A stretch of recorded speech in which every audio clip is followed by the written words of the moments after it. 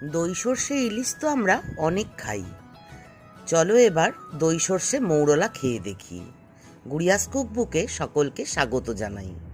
প্রথমেই মাছটা নুন হলুদ দিয়ে মেখে নেব। সর্ষে কাঁচা লঙ্কা বেটে নিয়েছি। প্রথমে কড়াইতে সর্ষে বাটাটা দিয়ে দিচ্ছি দই। এখন কিন্তু আমি রান্না শুরু করিনি, জাস্ট মিলিয়ে নিচ্ছি। দিয়ে দিচ্ছি রসুন বাটা, দিয়ে আমি ভালো করে মিলিয়ে নিচ্ছি। ভালো করে মিশিয়ে নিয়ে সর্ষের তেল দিয়ে দিচ্ছি। এবার নুন হলুদ মাখা মৌরলা মাছটাও ওতে দিয়ে দেব। আমি কিন্তু মাছটা ভাজছি না, কাঁচাই দিচ্ছি। যেমন ইলিশ মাছও কাঁচা দিই, তবে খেয়াল রাখতে হবে মাছটা যেন একদম ফ্রেশ হয়। এবার ওই বাটিটা ধুয়ে একটু জল দিয়ে দিলাম।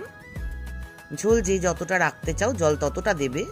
পরিমাণ মতন লবণ দিলাম, চাইলে সামান্য একটু চিনিও দেয়া যায়। এবার ভালো করে মিশিয়ে নিচ্ছি। কাঁচা লঙ্কা দিয়ে দিচ্ছি।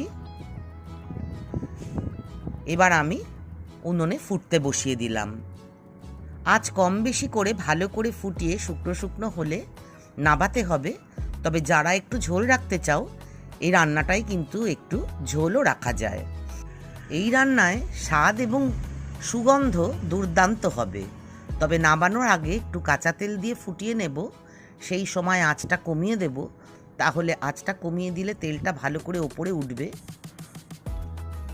তবে আমার যেমন দেখতে হয়েছে তার থেকেও যদি বেশি তেল দিতে চাও তাহলে তেলটা একটু বেশি দিতে হবে।